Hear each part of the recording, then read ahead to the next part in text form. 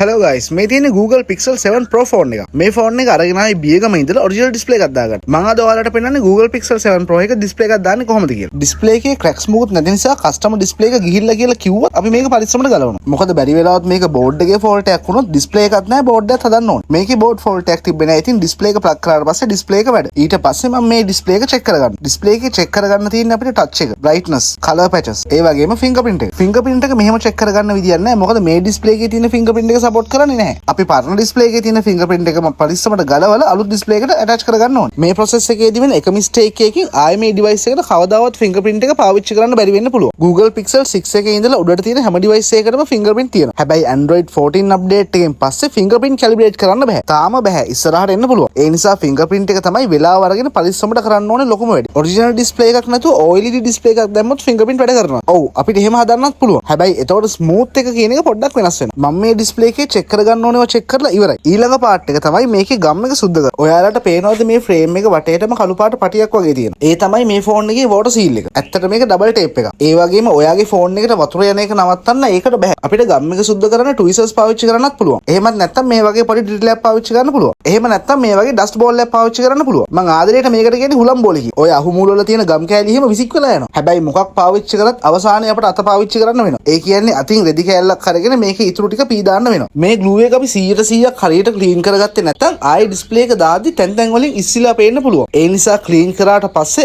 ආයෙත් සූක්ෂමව බලන්න ඕනේ කොතනක හරි ගම් කෑල්ලක් තියෙනවද කියලා. මේ process එකේදී ෆෝන් එකේ එක ස්ක්‍රූ එකක්වත් ගැලවෙන්නේ නැහැ. ඩිස්ප්ලේ එක බෝඩ් එකෙන් සෙපරේට් කරන්නත් අපිට පාවිච්චි කරන්න තියෙන tweezer එකක් විතරයි. ඒ වගේම මේ process එකේදී ටෙක්නීෂියන් කෙනෙක් අතින් වෙන්න පුළුවන් හානි කිහිපයකුත් තියෙනවා. එක fingerprint එක damage වෙන්න පුළුවන්. දෙක කැමරා වලට dust එක යන්න පුළුවන්. තුන mic එක වැඩ කරන්නේ නැති වෙන්න පුළුවන්. ඩිස්ප්ලේ එක දාද්දි කොහොමද mic එක වැඩ කරන්නේ තියෙන්නේ? එහෙම වෙනවා bro. අපිට ඕන තරම් ඒ වගේ repairs ඇවිල්ලා තියෙනවා. ඒ නිසා ඩිස්ප්ලේ එක අලවද්දි විතරක් නෙමෙයි ගලවද්දිත් පරිස්සමට වැඩේ කරන්න ඕනේ. ඉතින් guys මේ ෆෝන් එකේ වැඩෙත් 100% complete. ඔයාලා කැමති මං කරන repairs වල short videos දානවටද long videos දානවටද? ඔයාලා කැමති short videos දානවට නම් මේ වීඩියෝ එකට like එකක් දාගෙන යන්න. ඔයාලා කැමති long videos දානවට නම් පහලින් comment එකක් දාගෙන යන්න. දෙකෙන් මොකක් දැම්මත් බලන්න හිතනවා නම් subscribe පාරක් දාගෙන යන්න. එහෙනම් guys ඊළඟ වීඩියෝ එකෙන් ආයෙත් හම්බෙමු.